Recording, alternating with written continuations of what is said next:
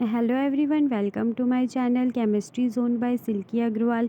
Today's topic is free radical, which is taken from Physical Organic Chemistry MSc 3rd semester. First of all, we are going to discuss about synopsis, in which we will study introduction of free radical, type of free radical reaction which include propagation reaction, termination reaction, stability of free radical, regioselectivity of free radical, conclusion and reference.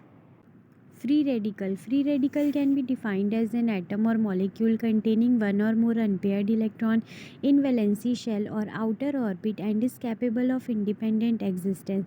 Free radical क्या होता है? तो free radical जो होता है वो एक type का एटम और मॉलिक्यूल रहता है जो कंटेन करता है एक या फिर एक से ज़्यादा अनपेयर्ड इलेक्ट्रॉन को वैलेंसी शेल में और आउटर ऑर्बिट में, और वो कैपेबल होता है इंडिपेंडेंट एग्जिस्टेंस के लिए। मीन्स ऐसे जनरली क्या होता है, एटम या फिर मॉलिक्यूल वो कंटेन करता है पेयर ऑफ इलेक्ट्रॉन, लेकिन कोई भी एटम मॉलिक्यूल जो कि अनपेयर्ड इलेक्ट्रॉन कंटेन करता है तो उसको टर्म्ड करते हैं as a free radical. The odd number of electron of a free radical make it unstable, short lived and highly reactive.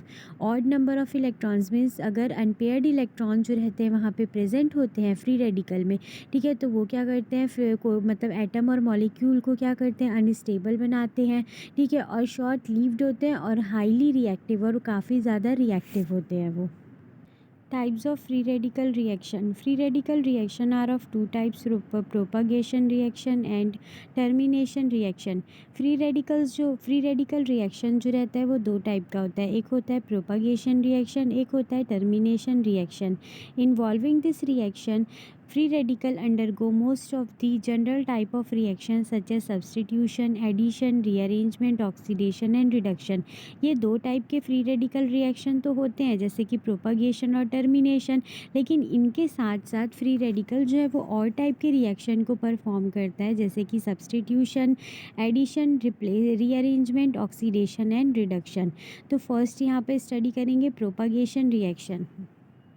Propagation reaction. This lead to the other radicals which themselves react further. There are four main propagation reaction of which the first two are common. ठीक है, क्या बोल रहा है, propagation reaction क्या होता है? तो प्रोपागेशन रिएक्शन क्या करता है, अदर रेडिकल का फॉर्मेशन करता है। मीन्स ऑलरेडी एक रेडिकल है वहाँ पे, लेकिन वो क्या करता है, दूसरे रेडिकल का फॉर्मेशन करता है जिससे कि वो दूसरा रेडिकल क्या करता है, फर्दर रिएक्शन कर सकता है। और यहाँ पे फोर मेन टाइप के प्रोपागेशन रिएक्शन होते हैं। कौन कौन से होते हैं? Abstraction of another atom or group, usually ये hydrogen atom, addition to multiple bond, decomposition and rearrangement. Abstraction of another atom or group, usually ये हाइड्रोजन एटम। मतलब नेम से ही पता चल रहा है कि एब्स्ट्रैक्शन है, मीन्स क्या करेंगे, एब्स्ट्रैक्ट करेंगे कोई भी एटम या फिर ग्रुप को। तो वहाँ पे यूजुअली किसको करते हैं, हाइड्रोजन एटम को। मतलब कोई भी मॉलिक्यूल या फिर एटम होगा उसमें से अगर एब्स्ट्रैक्ट करना है हमको उसके एटम या फिर ग्रुप को, तो वहाँ पे हाइड्रोजन एटम को एब्स्ट्रैक्ट करते हैं। जैसे आर रेडिकल दिया है प्लस आर डैश एच दिया है, ठीक है, तो इसमें क्या करेंगे, एच जो है उसको एब्स्ट्रैक्ट कर लेंगे और यहाँ पे क्या होगा, आर के साथ एच जो है वो फॉर्म हो जाएगा, प्लस आर डैश रेडिकल जो है वो बाहर निकल जाता है। फिर सेकेंड है एडिशन टू मल्टीपल बॉन्ड्स। तो यहाँ पे आर रेडिकल जो है उसको क्या कर रहे हैं, कार्बन डबल बॉन्ड कार्बन के साथ यहाँ पे उसको वो करा रहे हैं, रिएक्ट करा रहे हैं, एडिशन कर रहे हैं उसका। तब वहाँ पे क्या हो रहा है, रेडिकल जो रहता है वो कार्बन के पास चले जाता है और वहाँ पे आर जो रहता है वो ऐड हो जाता है मल्टीपल बॉन्ड से। नेक्स्ट है डिकम्पोजिशन। डिकम्पोजिशन में क्या दिया है, R C double bond O radical, beta cleavage कराते हैं इसमें। तो क्या होता है, आर डैश रेडिकल का फॉर्मेशन हो जाता है प्लस CO2 जो रहता है वो बाहर निकल जाता है। लास्ट रिएक्शन है प्रोपागेशन रिएक्शन का जो कि है रीअरेंजमेंट। तो इसमें क्या दिया हुआ है, कार्बन के साथ 3 एल्किल ग्रुप अटैच है और एक CH रेडिकल जो है वो अटैच है। तब वहाँ पे क्या होता है, उसका रीअरेंजमेंट होता है और कार्बन के साथ 2 एल्किल ग्रुप अटैच हो जाते हैं और एक CH के साथ जो रहता है वो एक एल्किल ग्रुप जो है वो अटैच हो जाता है। तो यही दिया था प्रोपागेशन रिएक्शन। प्रोपागेशन रिएक्शन जो रहते हैं वो 4 टाइप से जो दिए थे उसको स्टडी किए। अब नेक्स्ट देखेंगे termination reaction. Termination reaction. This gives stable product that the most common termination reaction are simple combination of similar or different radical. Termination reaction क्या होता है? तो termination reaction जो वो stable product को give करता है और most common termination reaction जो रहता है वो combination होता है simple या फिर different radical का.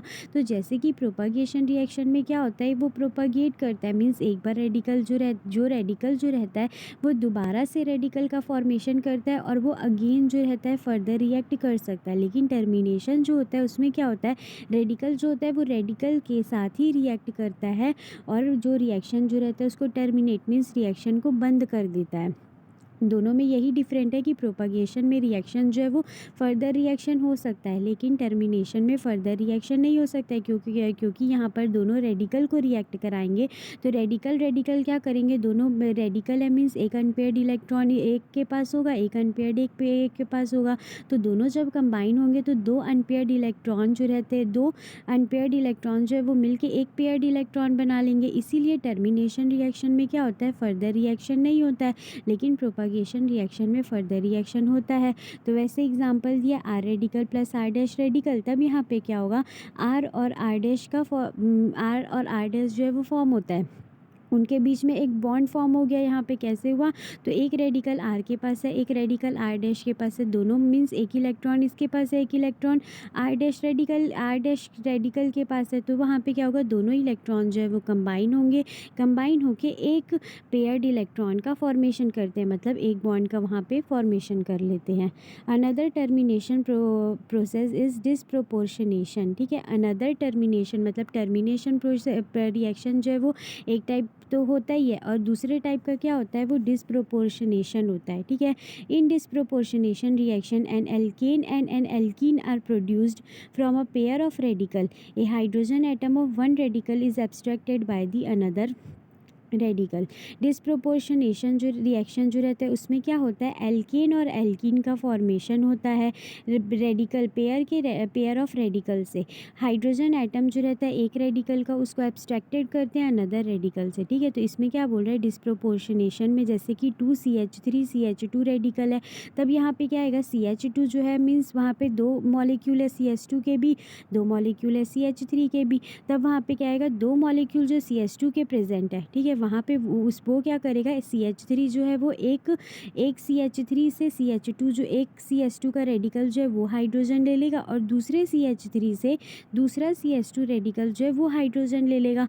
तब वहाँ पे CH2 डबल बॉन्ड CH2 का फॉर्मेशन होगा और CH3 सिंगल बॉन्ड CH3 का फॉर्मेशन होगा. तो यही होता है disproportionation reaction.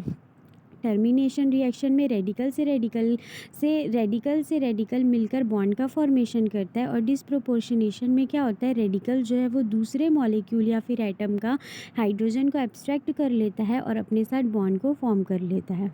General characteristic of free radical reaction. कुछ कैरेक्टरिस्टिक है फ्री रेडिकल रिएक्शन के, तो वो क्या है, first reaction are similar whether they are occurring in vapour or liquid phase. Means इसमें क्या बोल रहा है, फ्री रेडिकल रिएक्शन जो है वो अफेक्टेड नहीं होगा, मीन्स फ्री रेडिकल रिएक्शन जो है वो सेम होगा चाहे वो वेपर फेज में हो चाहे वो लिक्विड फेज में हो. Second, they are unaffected by the presence of acid or bases or by changes in the polarity of solvent. Second क्या बोल रहा है, तो अगर एसिड या फिर कोई भी बेस प्रेजेंट होता है फ्री रेडिकल रिएक्शन में या फिर उसके सॉल्वेंट की पोलैरिटी जो है वो चेंज होती है, फिर भी वहाँ पे फ्री रेडिकल रिएक्शन जो है वो अफेक्ट नहीं होता है.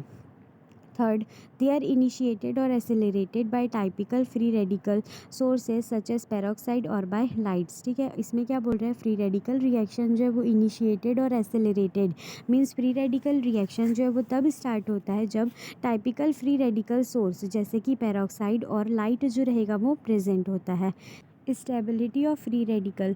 फ्री रेडिकल क्या होते हैं, जनरली अनस्टेबल होते हैं. क्यों होते हैं, क्योंकि उसमें अनपेयर्ड इलेक्ट्रॉन जो है वो प्रेजेंट होता है. अब उनको स्टेबल करने के लिए कुछ भी तो होगा ना, कि लाइक कि फ्री रेडिकल को कैसे स्टेबल कर सकते हैं, तब यहाँ पे देखेंगे रेडिकल स्टेबिलिटी को. ठीक है, तो इसमें क्या बोल रहा है, electron poor species are stabilised by neighbouring atom that can donate electron density. क्या बोल रहा है कि इलेक्ट्रॉन पूरी स्पीसीज मतलब जिनके पास इलेक्ट्रॉन की कमी है जैसे कि फ्री रेडिकल, तो क्या होता है, पेयर ऑफ इलेक्ट्रॉन होता है एटम के पास, तो लेकिन इसके पास क्या है, एक ही इलेक्ट्रॉन है। तो ये इलेक्ट्रॉन पूरी स्पीसीज़ हो गया। तो अगर कोई भी इलेक्ट्रॉन पूरी स्पीसीज़ को स्टेबलाइज़ करना रहता है तो क्या ज़रूरी होता है कि उसका नेबरिंग एटम मीन्स उसके आसपास के जो एटम जो है उसको वो इलेक्ट्रॉन डेंसिटी डोनेट कर सके, मीन्स उसको एक इलेक्ट्रॉन जो है वो डोनेट कर सके। The most common way to interpret rich neighbours here the observation that increasing the number of alkyl group on the carbon bearing the free radical increases its stability। ठीक है, तो क्या बोल रहा है कि सबसे इजी वे जो होता है, ठीक है, मोस्ट कॉमन वे होता है, वो क्या होता है कि रिच नेबर्स होने चाहिए। रिच नेबर्स मीन्स ऐसे नेबर्स होने चाहिए आसपास की, मतलब ऐसा एटम जो है वो प्रेजेंट होना चाहिए जो कि क्या हो, इलेक्ट्रॉन रिच हो, जिससे कि क्या होगा, जितना ज़्यादा वो इलेक्ट्रॉन रिच होगा वो क्या करेगा, ईजिली इलेक्ट्रॉन को डोनेट कर देगा। तो वही चीज़ बोल रहा है कि नंबर ऑफ़ एल्किल ग्रुप जो है वो इंक्रीज़ होगा कार्बन एटम में, तब वहाँ पे क्या होगा, फ्री रेडिकल जो है वो भी अपनी स्टेबिलिटी को इंक्रीज़ करेगा, क्योंकि जैसे जैसे एल्किल ग्रुप इंक्रीज़ होगा तो यहाँ पे क्या चाहिए रहता है, फ्री रेडिकल को एक इलेक्ट्रॉन के लिए उसको हाइड्रोजन चाहिए। तो जैसे तो एल्किल ग्रुप जो रहता है वो तो हाइड्रोजन ही कंटेन करता है ना। तो जितना ज़्यादा एल्किल ग्रुप जो है वो बढ़ते जाएगा उतना ही ज़्यादा फ्री रेडिकल की स्टेबिलिटी जो रहेगी वो बढ़ती जाएगी। Radical stability increases in the order. Radical stabilities जो रहती है वो इंक्रीज़ होती है इस ऑर्डर में, मीन्स यहाँ पे क्या दिया है कि टर्शरी रेडिकल जो रहेगा वो सबसे ज़्यादा स्टेबल होता है, फिर सेकेंडरी, फिर प्राइमरी, फिर मिथाइल। क्योंकि जैसे जैसे मतलब यहाँ पर क्या होगा, मेथिल ग्रुप या फिर एल्किल ग्रुप जो है वो बढ़ते जाएंगे, वैसे वैसे ही क्या होते जाएगा, फ्री रेडिकल की स्टेबिलिटी इंक्रीज़ होगी। तो जो टर्शरी रेडिकल जो रहेगा उसमें सबसे ज़्यादा मेथिल ग्रुप रहेगा, इसीलिए वो क्या रहेगा, वो सबसे ज़्यादा स्टेबल होगा। और मेथिल जो रहेगा उसके पास क्या है, खुद ही 3 ही हाइड्रोजन है, और वो क्या होता है, सेटिस्फाई होता है 4 बॉन्ड से, लेकिन 3 हाइड्रोजन है, 3 बॉन्डेड है, इसीलिए मेथिल रेडिकल क्या होता है, लीस्ट स्टेबल होता है, और टर्शरी रेडिकल जो होता है वो मोस्ट स्टेबल होता है। Selectivity of free radical, bromination versus chlorination. Free radical का सेलेक्टिविटी मीन्स क्या दिया है, क्या देखेंगे यहाँ पे, regioselectivity of free radical means अगर वहाँ पे फ्री रेडिकल प्रेजेंट है, वहाँ पे ब्रोमिनेशन या फिर क्लोरीनेशन कराना है, तो कौन सी सेलेक्टिविटी को प्रिफर करेंगे, मीन्स कौन से रीजन जो रहेगा कार्बन का, कौन सा रीजन रहेगा जहाँ पे ब्रोमिनेशन या फिर क्लोरीनेशन जो है वो हम परफॉर्म करा सकते हैं। तो इसमें क्या दिया है, क्लोरीनेशन के लिए दी reaction is selective for secondary carbon hydrogen over primary carbon hydrogen. ठीक है, क्लोरीनेशन के लिए क्या दिया है कि क्लोरीनेशन अगर फ्री रेडिकल रिएक्शन जो है उसमें अगर हमको क्लोरीनेशन कराना है तो रेजियो सेलेक्टिविटी उसकी क्या होगी, मीन्स उसका रीजन, कौन सा रीजन जो है हम उसको सेलेक्ट करेंगे क्लोरीनेशन के लिए, तब यहाँ पे क्या दिया है कि सेकेंडरी कार्बन हाइड्रोजन जो है हम उसको प्रेफर करते हैं क्लोरीनेशन के लिए over primary carbon hydrogen. Similarly, for bromination, the reaction is selective for secondary carbon hydrogen over primary carbon hydrogen। तो ब्रोमिनेशन के लिए अगर फ्री रेडिकल रिएक्शन कराना है तो उसके लिए अगर हमको रीजन सेलेक्ट करना है तो उसके लिए क्या सेलेक्ट करते हैं, तो वो उसके लिए भी वही होता है कि सेकेंडरी कार्बन हाइड्रोजन जो रहता है उस रीजन को सेलेक्ट करते हैं ओवर प्राइमरी कार्बन हाइड्रोजन। तो ब्रोमिनेशन हो चाहे क्लोरीनेशन हो, सेलेक्टिविटी दोनों की जो रहती है फ्री रेडिकल के लिए, फ्री रेडिकल रिएक्शन के लिए, वो सेकेंडरी कार्बन हाइड्रोजन होती है over primary carbon hydrogen. Here the topic free radical, which is taken from physical organic chemistry MSc third semester, is complete. If anyone have any doubt, you can ask me in comment section.